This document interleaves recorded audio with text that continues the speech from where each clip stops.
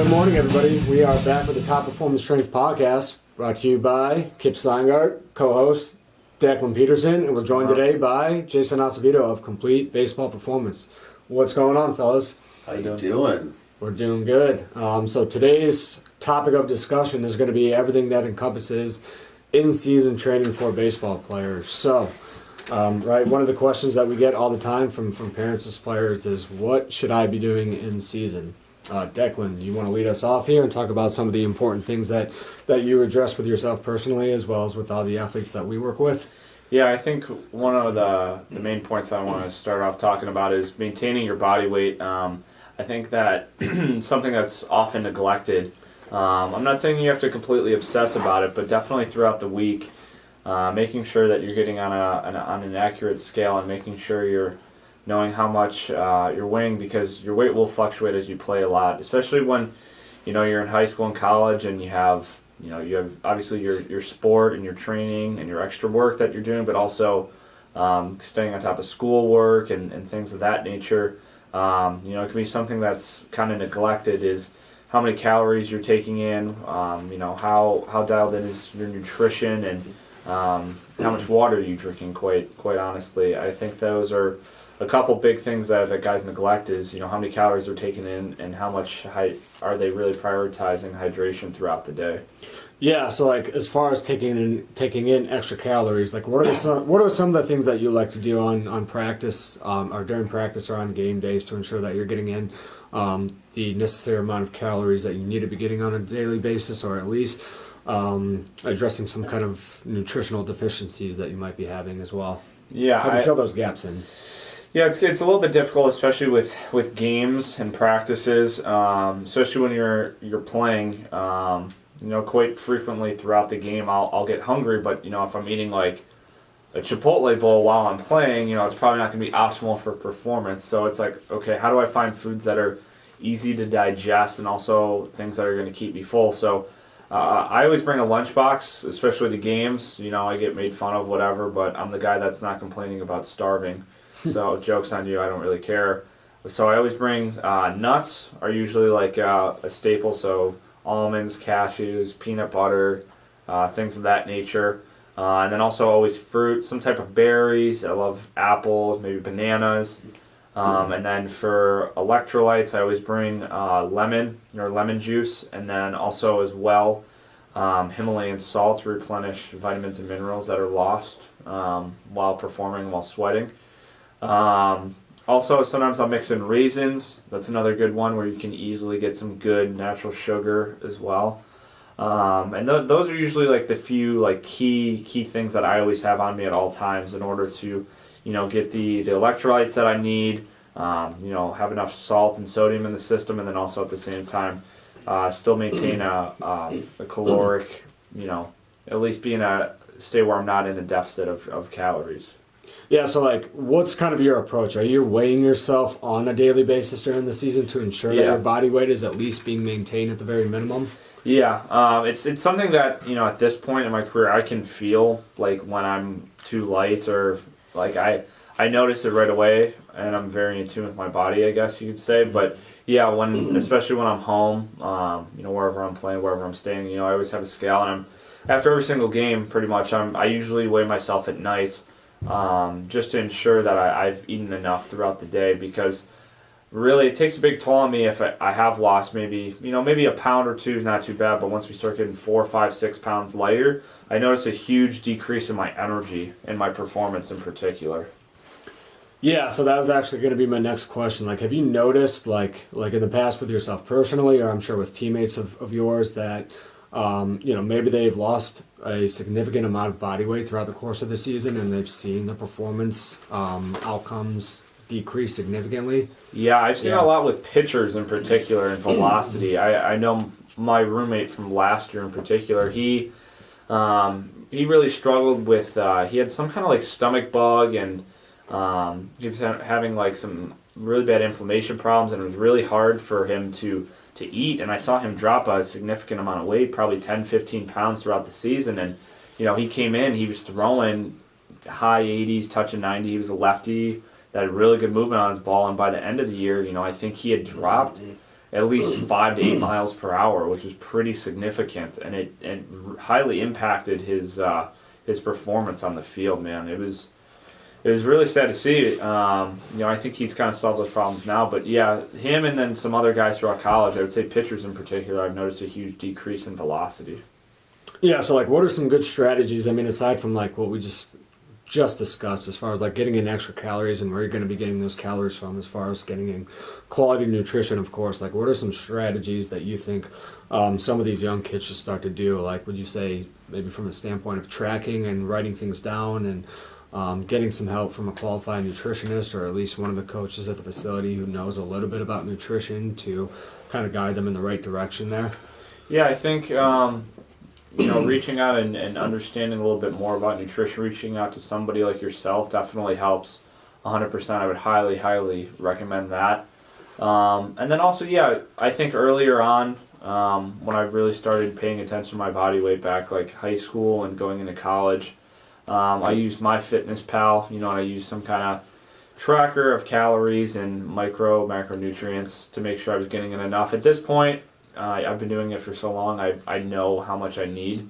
So I don't really need to keep track of it. I kind of just keep a mental log throughout the day of what I'm eating. A good rule of thumb I keep for guys is try to eat at least every 2 to 3 hours. I'm not saying you have to eat full meals, but at least something, you know what I mean?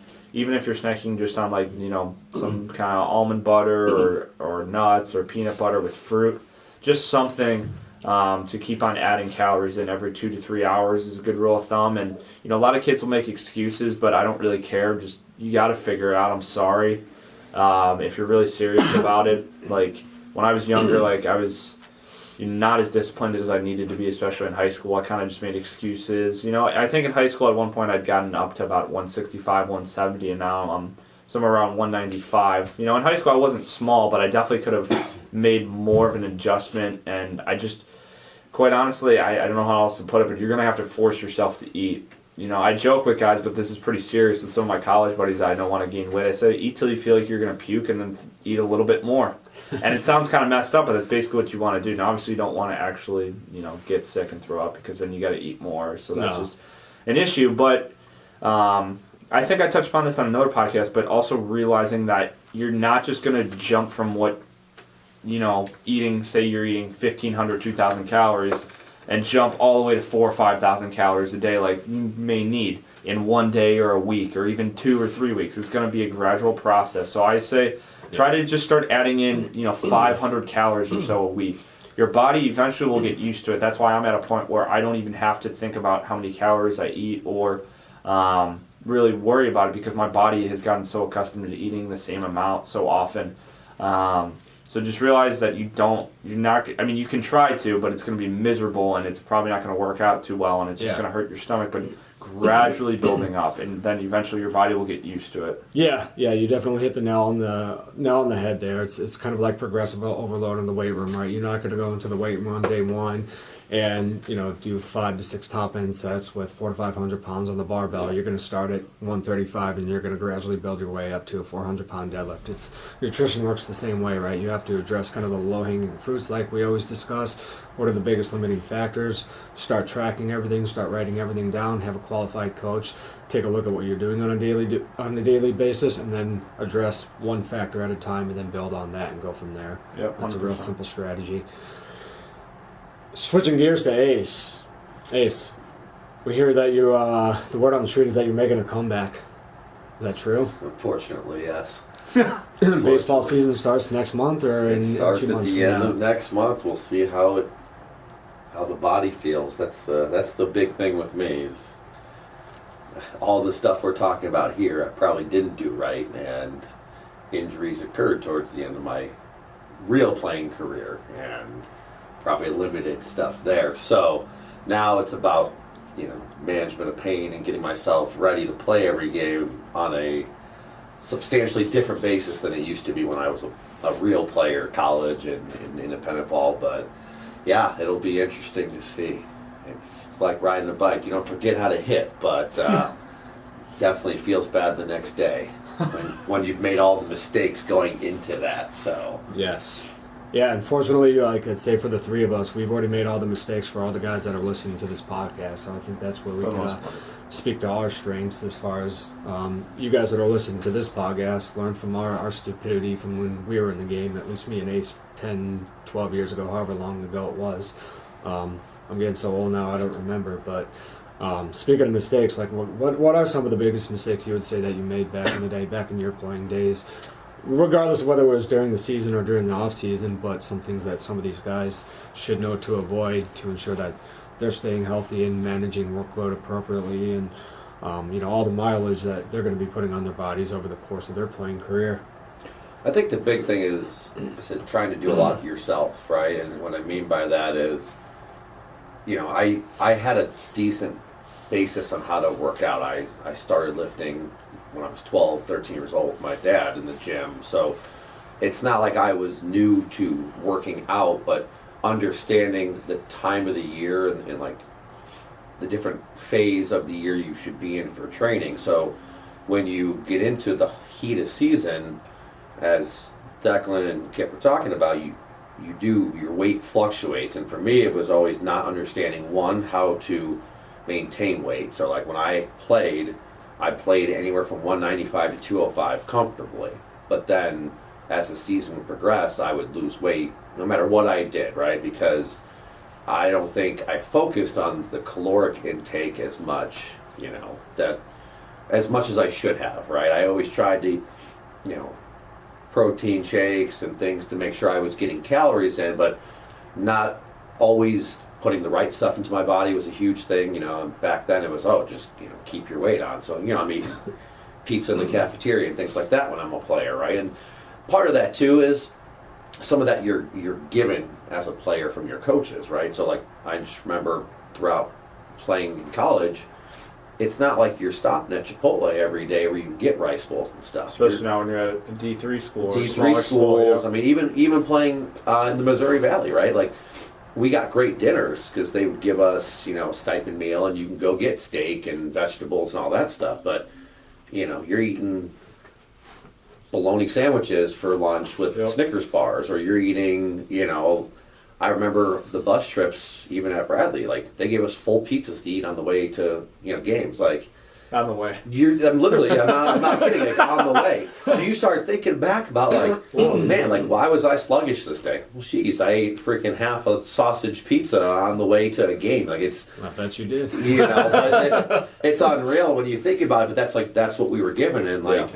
as a player, you're also like you do put a level of trust into your coaching staff, like that they're going to prepare you the right way. But every so often you'd get your Jimmy John's or like a sandwich, something that you can eat that's not going to be overly crazy. But I think a lot of it was not necessarily for me the caloric intake. It was putting the right foods into the system, and then when you do have time to lift, because I think you guys who have played in college understand this, and guys who are in high school experience this a little bit more. You have rainouts a lot, so there's going to be periods of time where you play 6-7 games in a week, and you really don't have time. When you're talking about bus and you're talking about, getting back and having to come back to your homework, to try to get a lift in becomes challenging, and especially if you don't know what you're doing, right? So like me on the days we would lift, I'm like, okay, I'm going to do my quick hitters. I'm going to do squats because it's going to be bang for my buck, right? And that's what I thought at the time was the right solution. Well, fast forward a couple months towards the end of my, college career, all of a sudden I start getting these back pains and pains down my legs. I'm thinking are like hamstring related, and it ends up being a back issue. But a lot of it was just, I think, on the days I tried to kind of, it's almost like I was always in catch-up mode. I was depleted of energy, depleted of like calories. I didn't stay as focused on my lift, not because I wasn't a fan of lifting. I loved it at the time. It just, when you are playing double headers on a Tuesday, Wednesday, Thursday to try to make up games, especially in the Midwest where your first couple months you're lucky if you can play all your games because of rain or snow. Right?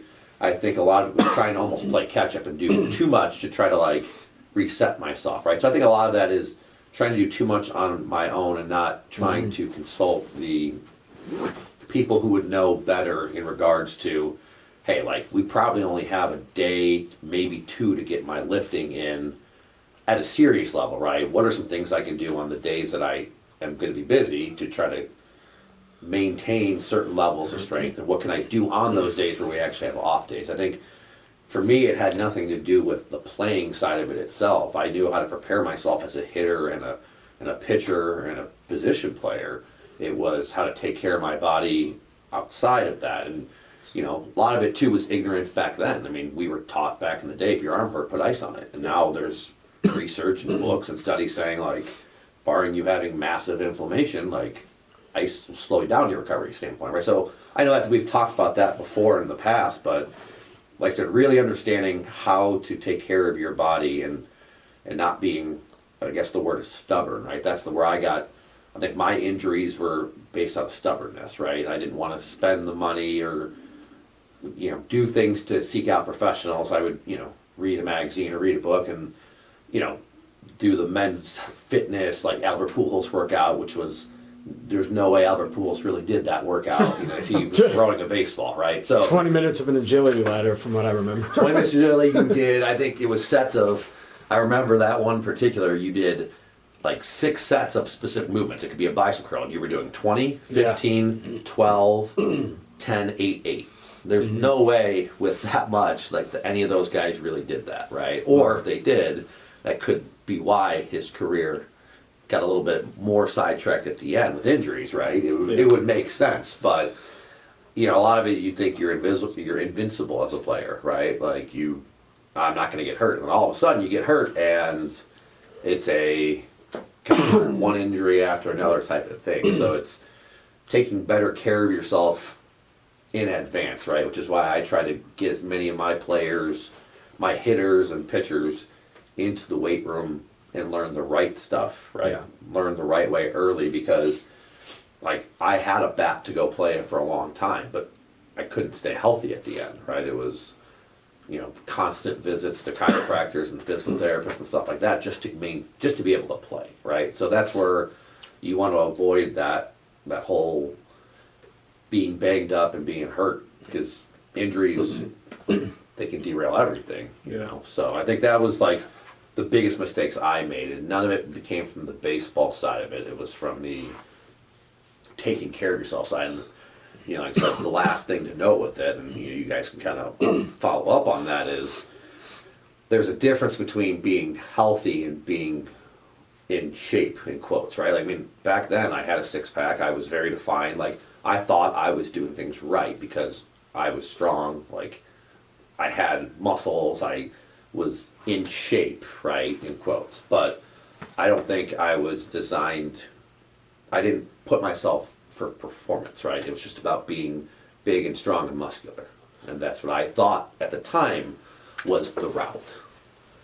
Yeah, so like if we can cover like the level of physical preparedness, right? That all starts with the off-season programming and what you're doing over the course of the off-season, and how you're prioritizing certain physical qualities, whether it is speed, strength, power development, even specific conditioning, which is going to be a whole nother topic of discussion we could speak about on another podcast, as far as how that relates to preparing baseball players for the conditioning demands of the game. But from a physical preparation standpoint, how are you prioritizing your off-season is going to play a big role in terms of how you're going to prioritize your in-season training and the level of fitness qualities that you've acquired over the course of the off-season. So, like, Declan, you want to speak to that as far as some of the main things that you focused on over the course of the off-season and kind of where you are right now, because you're pretty much in, say, preseason mode. Is that fair to say you're in preseason mode, where you have trials coming up in the next, 3 to 4 weeks? So you've kind of switch gears, and we kind of elaborated on this in the last podcast, where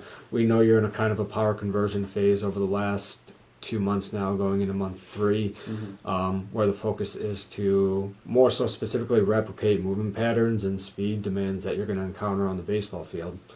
Yeah, I think it just, as something you need to take priority of, is really understanding what your main focus is and prioritizing to do that first on in the day. So, like, for me, this off-season, as I said before on podcast, my 3 goals were to move better, hit more home runs consistently, hit for more power, and throw harder. So I'm going to do all those things first on, like, in my day. So a very typical day for me is to do my mobility circuit, do any deep tissue or physical therapy exercises or reset drills that I have. Then if I have my throwing program, that's going first, especially if it's max effort. And then from there, go on to hitting. And then after that, then I'll do my lifting and sprinting. So I think picking and choosing to do the things that are most important to you first on in the day is really huge.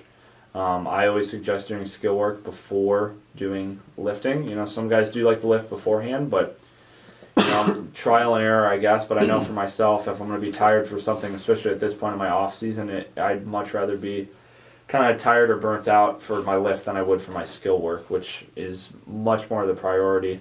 I think some of the changes that I've definitely made, especially sprinting wise, that I wanted to touch upon this off season was really focusing on the qualities of sprint work that I wanted to get better at. So obviously one of the tests that we have to endure in baseball at a higher level is the 60-yard dash. And I've always been a guy that, I'm semi-fast, I have a good first step, and I'm quick.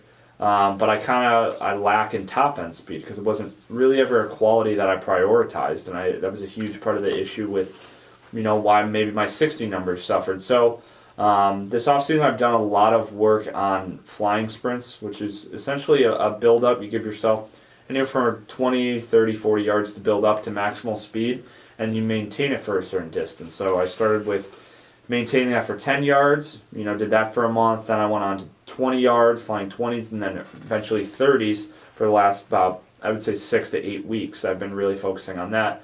I've really prioritized that. But now as we're shifting to more of me getting ready for preseason, being in tryouts, I've started to take much more note and paid much more attention to detail on certain sprinting variations, such as like curve sprints, like if I'm hustling out of the box, trying to stretch a single into a double, or base stealing starts, stealing a base, different just variations of sprints that I'm going to specifically have to do in the game. So, and I like to incorporate that mainly on my multi-directional days or my lower body days with sprinting, but I definitely feel like it's definitely set me ahead of a lot of my competition where, if guys have been sprinting at all, a lot of them, it's 10, 20, 30-yard sprints, but I have this whole variety, and I've practiced all these specific skills I have to get good at, whether it's, like I mentioned, getting,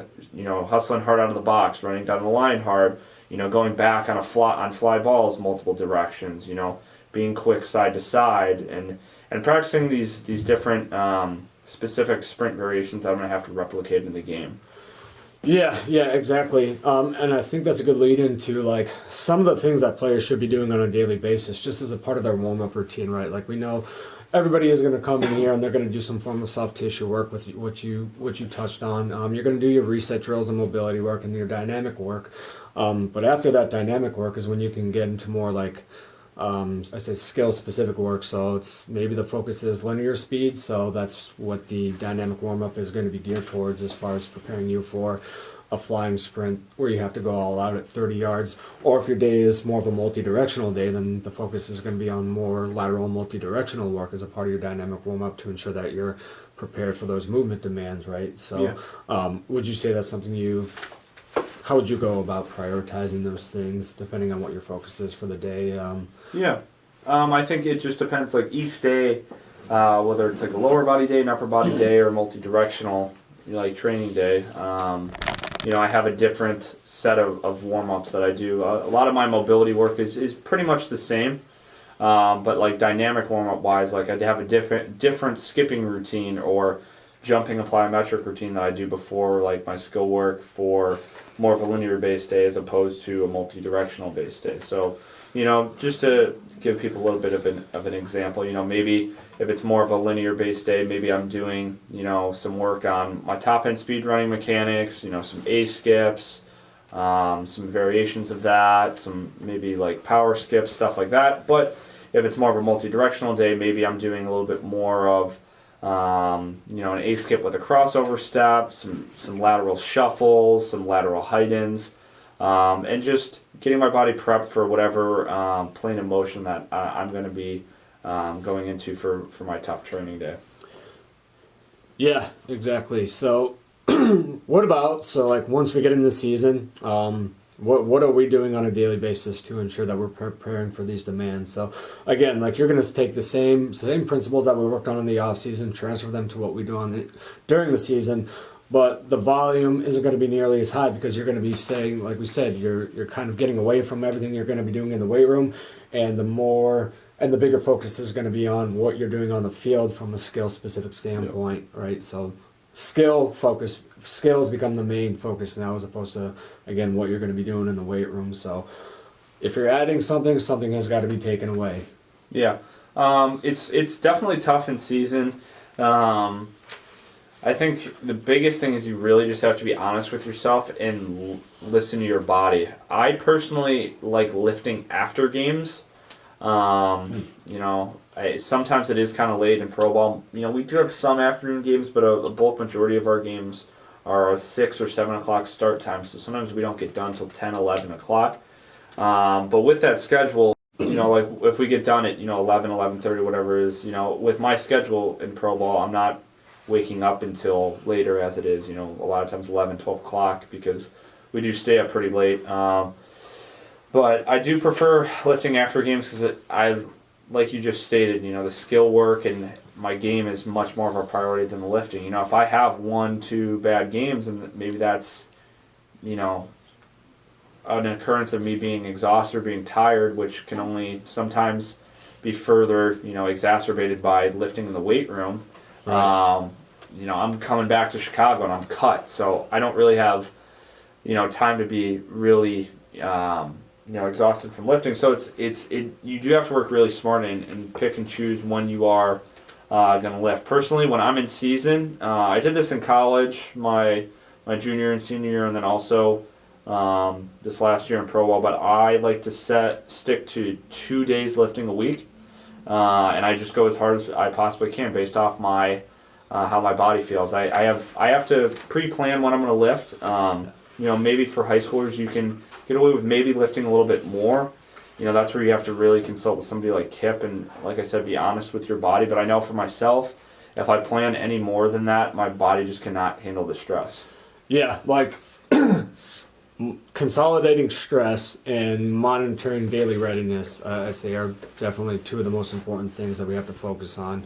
Whether it be high school players, college players, or like yourself, who's a pro ball player, especially yourself as a pro ball player, because you've developed a pretty strong level of physical fitness where your strength and power output is significantly higher than a high school player, where they may be able to get away with an additional 2 or 3 training sessions over the course of the week during the season. But you yourself, you might be able to get in, if you're fortunate enough to get in 2 to 3 overall sessions throughout the course of the week, where you kind of have to follow that microdose, get the limited effective dose in throughout the course of the week, where in the off season you might be fortunate to get a 90-minute to even a 2-hour training session in with everything that would entail. But during the season you might only be fortunate enough to get a 35 to a 40-minute training session in. Like I said, maybe 1 to 2, if you're lucky, 3 days throughout the course of the week. So like, what are some of the things that you do aside from listening to the feedback that your body is giving you from a standpoint of monitoring daily readiness? Are there things that, and I know for a fact there are, because we had this discussion quite a bit last summer when you were playing out in the Pecos League in New Mexico. Yeah. But some of the things that you're doing on a daily basis to kind of test yourself to monitor daily readiness, whether it be testing acceleration or testing top end speed, or maybe there's certain jumping or throwing variations you're doing to monitor your performance outputs. Yeah, I think like we said before, listening to your body. I think for younger guys, I think it'd be a good idea to keep a journal based off of like how you feel and how that affects your performance. Because I've noticed for myself, when I sleep a certain amount of time, for me personally, once I get over 10 hours, it's kind of a point of diminishing returns. Sometimes I feel good, really, really good in the morning, but then as the day goes on, I just feel very sluggish. My performance kind of suffers, as opposed to when I usually get somewhere between, say, 9.5, maybe even 9 to 10 hours. Maybe I'm a little groggy in the morning and I still feel a little bit tired, but my alertness is way, way better throughout the day. So I don't feel as refreshed when I wake up, but my performance throughout the day, which when I'm playing every single day, that's my main priority, is I have to be good at my job.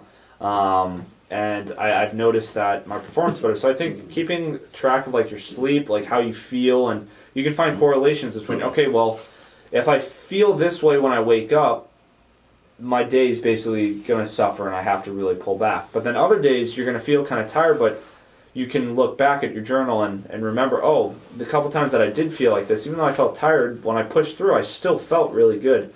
And you need to figure out, what that rhyme and reason is for you. It's very hard to quantify, and it's very individualized. I think a lot of it just is dependent upon like how my performance is on the field. Like, how's my throwing arm feel? Do I feel fast? Do I feel quick? Do I feel propulsive and have a good first step? Am I hitting the ball for power? Am I able to stay focused and concentrated throughout the game? That's another huge one, because when you're playing every single day in pro ball, you get to a point where sometimes you're in the 5th, 6th inning, and then you realize you're like, what am I even doing right now? Like, you're just so out of it based off of travel and performing at such a high level. Your body's at such a high stress load that it can only take so much that sometimes you really need to pull back. But that would be something that I would highly encourage guys, is to journal. How their performance is based off of how they feel in different key indicators, whether it's your body weight, how your first step is, how your throwing arm feels, and your mental focus and sharpness. Yeah, that's another good point, right? Like, we talk about how like everything is just stress and the importance of consolidating stress, and we're not just talking about physical, but we're talking about mental and emotional too, right? And the analogy that we often give is, like, imagine water as stress, and if you're filling a cup with water and that cup overflows with water, then that's kind of very similar to like your body breaking down. Pain and injury can occur, and that's something we want to avoid at all costs. So don't waste your time and energy on needless reps, or just getting in more reps throughout the course of the day than you already need. Focus on the quality aspect of it, because that's right. We know difficult. It's very difficult, right? We know that fatigue is the enemy. But we know that something like that is going to hinder our performance, and like I said, can lead to pain, injury, and breakdown, and we want to avoid that at all costs. So with that, I wanted to just add, like, you need to understand as an athlete what you need to do in order to get ready for the game. Mm-hmm. Like, I have played with guys, like some of them, take sometimes even 50 to 100 swings before the game even starts. Like, I'm usually an overworker, but I know personally that I really don't need any more than, 30 to 40 max swings. Some days even as less as like 15 to 20 is all that I really need, quite honestly. Yeah. So I think understanding what if this is coming from a position player, like what I need to do, sprint based wise, what I need to do hitting wise to get ready for a game, and what I need to do throwing wise. Like I throw, there are some guys in pro ball that don't even throw before the game, which is pretty crazy, but yeah, I do. But for me, like personally, a lot of my throws are longer distance, but like very low quantity. Like a lot of times, I have certain days where, hey, like I haven't played long toss in a while. I gotta play it this week. I gotta play long toss once a week, and the day after, say long toss, I'm only throwing to probably 90 to 120 feet. Yeah. And I'm literally just getting to a point, least amount of throws possible, just where I feel like, okay, my arm is ready. So keeping track of that, I don't think high school guys do a good enough job of understanding how many swings do you need. Are you a guy that just can roll out of bed and just hit, and that's where you're good at? If that is, awesome, good for you. Other guys need a little bit more, 40, 50, 60, 70 swings. I'm somewhere more in the middle, and same thing with throwing. Maybe you need to throw a lot before the game. Maybe it takes you a while to get your arm going. For me, it usually doesn't. I just need enough till I feel like somewhat stimulated and I'm good. And for me, like some days that's only like 20 throws before a game and I'm good. Yeah. Like I said, going back to monitoring daily readiness and kind of like testing different performance measurements.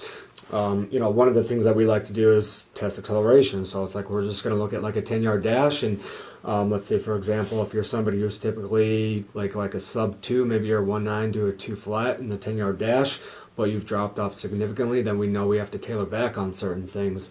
Looking back at one of the podcasts we did back in the wintertime, we had like one of our pro guys from the Red Sox, Ryan Fitzgerald, come on, and like he spoke about how it'll only take 45 swings max during the season, which like I was honestly surprised to hear about.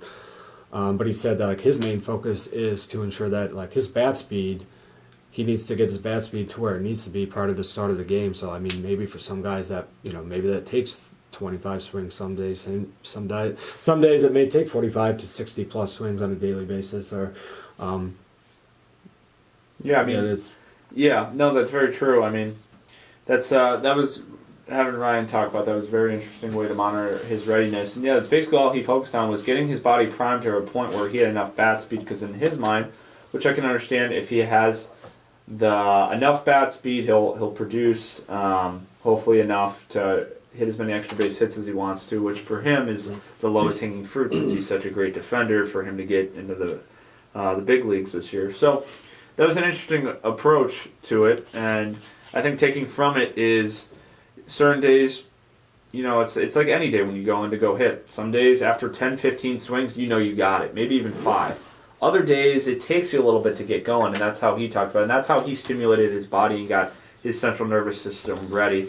But then also there's going to be certain days where you're just going to have to realize where enough is enough. Mentally and physically, your body is so tired, and you're just going to have to go in, and your body is not anywhere near 100%. Yeah, so like with that, it's kind of like shifting focus from the physical preparation side of things to more of the baseball specific side of things.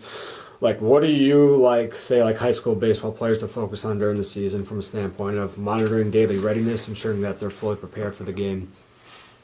I think a lot of it, like I said, it's dependent on how they are that day. I think what people need to understand is, we talk about reps and all that stuff, but you have to kind of pay attention to what you were doing prior to, that whole week leading up to competition, right? So I think a lot of strength coaches think that players are taking this excessive amount of swings throughout the course of a week, so they do dial back on things like med ball throws, but in reality certain kids are getting 8 to 10 swings in a practice because sometimes they're working on defensive stuff, they're working on stuff like this. It's amazing how many kids come back to me when for a lesson and they go, I got 12 swings this week. Yep. And you're like, okay, well, what were they doing? Well, we worked on bunts, we worked on defense, we worked on base running and run downs, and I mean what high school coaches do to prepare kids to play a game. That's a whole different competition, or a whole different conversation to have. But I think understanding what you have done thus far, and as then leading to what Declan was saying, how do you feel that day? And there are days you're going to not feel well, and you just have to understand what you need to do to be most efficient on those days. But in regards to training, I think guys need to take swings prior to games. The number of swings, though, is solely dependent on A, what you've been doing, B, how you feel, and then C, what your normal routine is, right? Because I know Declan and I have talked about this a lot.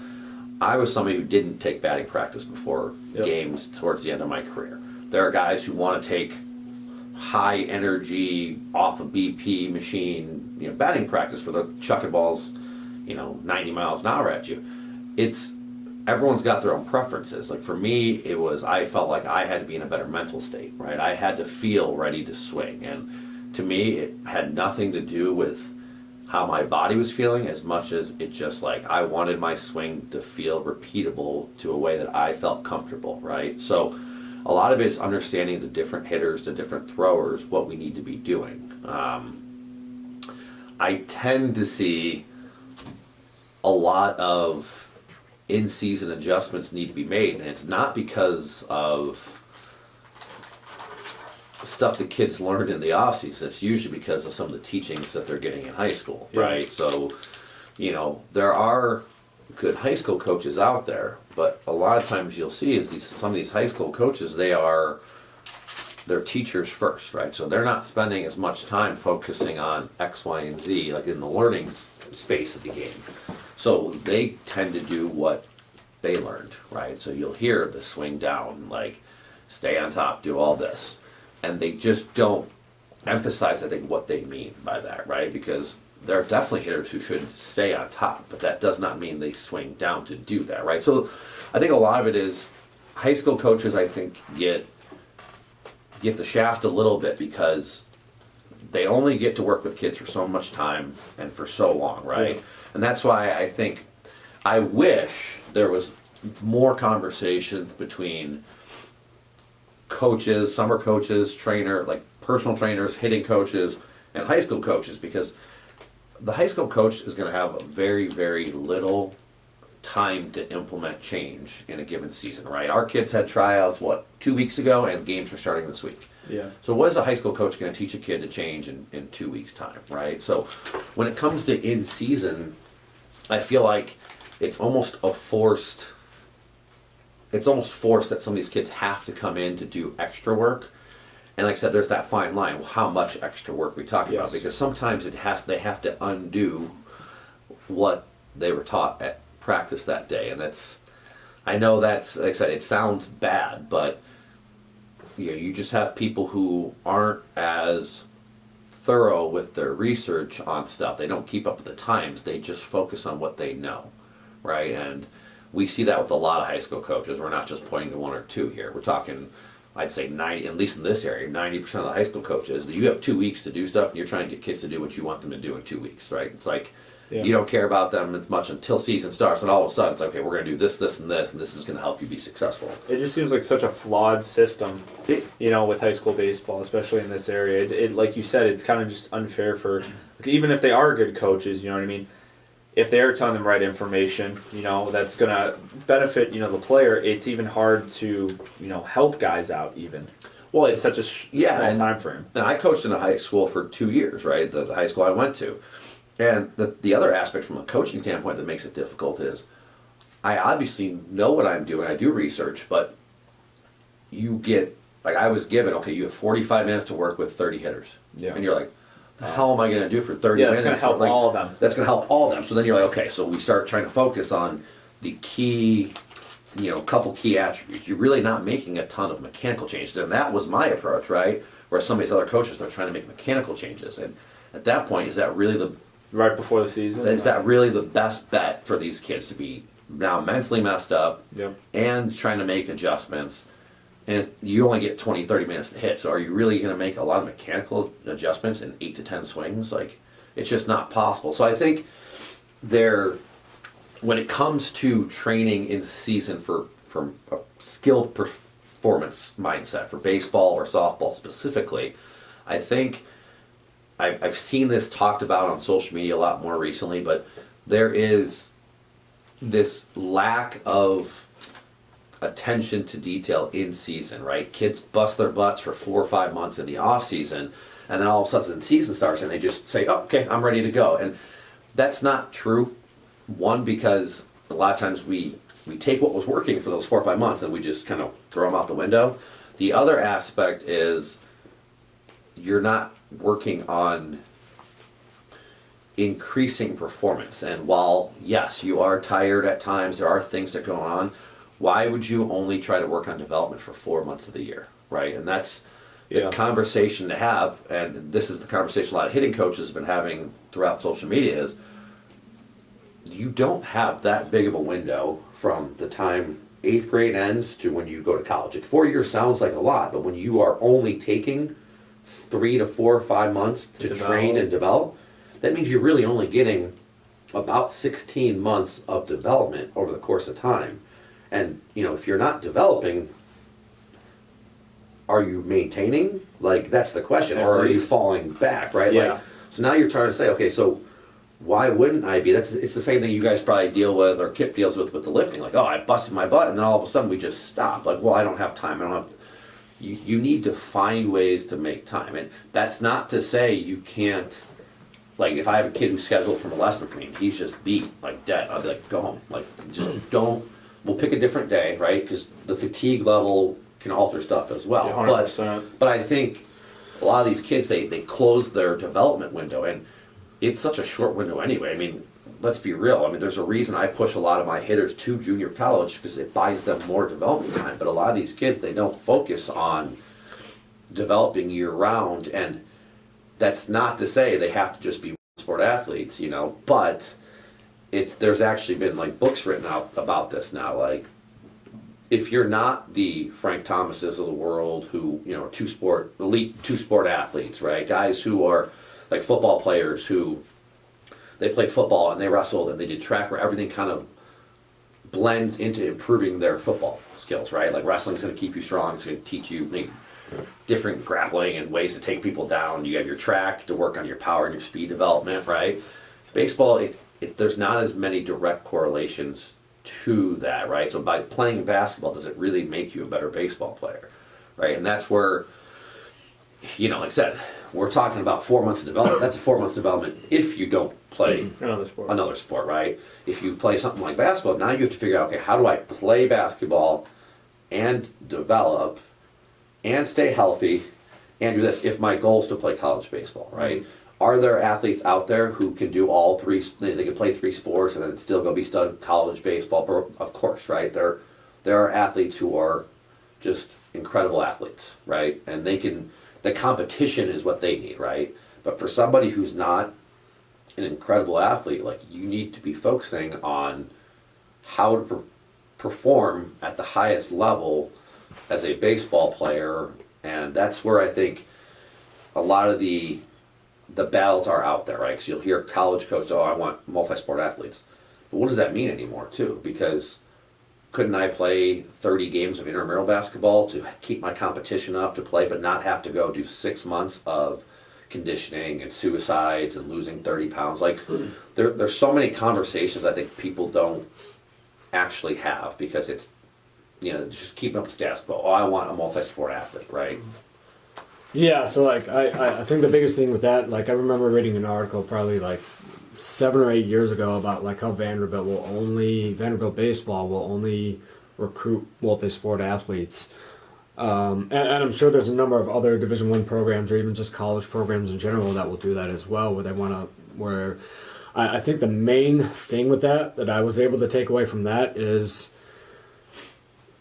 specifically with pitchers, right? Because like we know in our warmer states like Florida, Texas, California, Arizona, where players are playing year round, you're playing 200, probably 250 plus, even 300 plus games over the course of the year. It's like these guys don't even have an off season. So it's like, at what point are they making time to prioritize their physical preparation if they're only playing one sport throughout the course of the year for multiple years on end, probably specializing at a very early age? And we know that overuse and repetitive motion, well, specifically overuse, is the number one predictor of injury.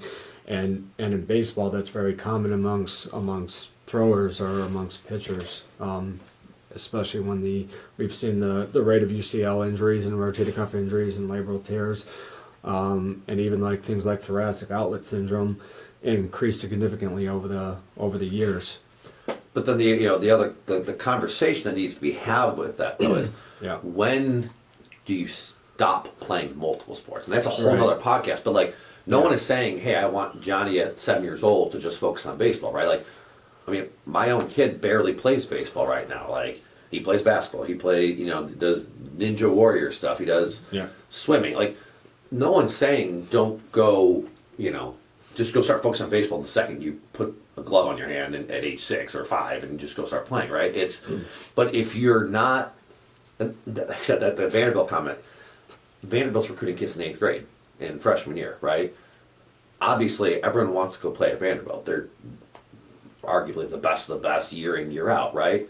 But if they're recruiting those kids in 8th grade and freshman year, are those the type of kids that really need to develop, right? Like, those are those elite level athletes we're talking about already, right? Like, how many of those kids, that's the other thing, how many of those kids end up at Vanderbilt in 4 years? How many of those kids stay at Vanderbilt, right? Like, it happens all the time where we'll have kids who are very physically gifted early, and then they don't focus on that development side of it, and they've either lost their scholarship or they don't end up signing there. It happens, especially now with the transfer portal being as big as it is in college. You're seeing kids get kicked out of college left and right where like they're just not getting those scholarships from year in after year out because they're not developed. They're just, like I said, when you're recruiting a kid in 8th grade, you're not doing it based on the fact that he's 5'6", like 120 pounds. Like, the kid is already physically matured and he's already very gifted, right? And that's the problem is you listen to that coach go, I want this type of player. But there's a reason that the system is also broken because we're having kids in 8th grade get recruited. So now all of a sudden we have 6th grade showcases. Like, what the hell is that going to tell me, right? Like, you know how many kids go through growth spurts in the middle of high school? And now all of a sudden, I mean, how many kids have we worked with that were nobody baseball players, now freshmen and sophomores, and now they're playing in the ACC or wherever else, right? Like, there are so many things that change over the course of the time from a physical standpoint, and it's not just the lifting. I mean, just pure growth spurts and natural weight gain. I mean, like, obviously you need all this stuff, but like, that's where all these conversations these coaches have, I think sometimes they're so skewed because, yeah, that program, which is the best in the world, is going after X, Y, and Z kid. These kids. Are they really going after your type of kid, right? And not to mention, if these kids are elite level athletes and they're the best in the world at developing elite athletes into good baseball players, then that's a whole different story. But sometimes you have to be a good baseball player and you can't rely on just pure athletic talent, because there's a lot of people out there who don't have that level of pure athletic talent that are playing in the major leagues right now, right? And the guys I've seen play in the major leagues, yeah, they played sports up until freshman year. They were multi-sport athletes. And then they went, you know what, I'm going to focus, right? I'm just going to focus on what I want to do. But I think the reason is sports have changed from when I played. You know, like I said, I'm 35. When I played, when football ended, basketball started. When basketball ended, baseball started, right? You could do maybe a little practice here and there. Now everything is basketball. You have spring league. You have AAU in the summer. You have fall basketball development. Then you have your 5 months of games, right? Football, you have 7-on-7s in the summer. You have morning lifting that you have to do all year round. Like, there's no turning it off anymore, right? If you're a football player, you're supposed to now be a football player year round, right? I think from a both skill development standpoint, when am I supposed to get a kid in to work on a skill development? And then obviously from a developing a kid to be a specific mover of how he's supposed to move on a baseball field, it's not as easy as I can imagine you saying with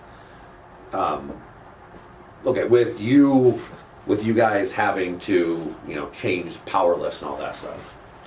Yeah, those are all excellent points. And while we're coming up on about an hour in this podcast, I think what we're going to have to do is continue to elaborate on this topic because while it started off as an in-season training discussion, it went in a lot of different directions here, but this has been great. So I think we're going to have to turn this into a part 2 the next time that we get together. I hope you guys have enjoyed this podcast. We'll get it sent out sometime by next week. If you can, please do us a favor and share this podcast and spread the word. I think that's pretty much it. That'll wrap everything up, fellas. Appreciate you guys coming on for today, and we'll see you guys next time with the Top Performance Strength Podcast. Co-hosted by myself, Declan Peterson, and we'll get Jason Acevedo of Complete Baseball Performance on here as often as possible. Peace. Adios. See you guys.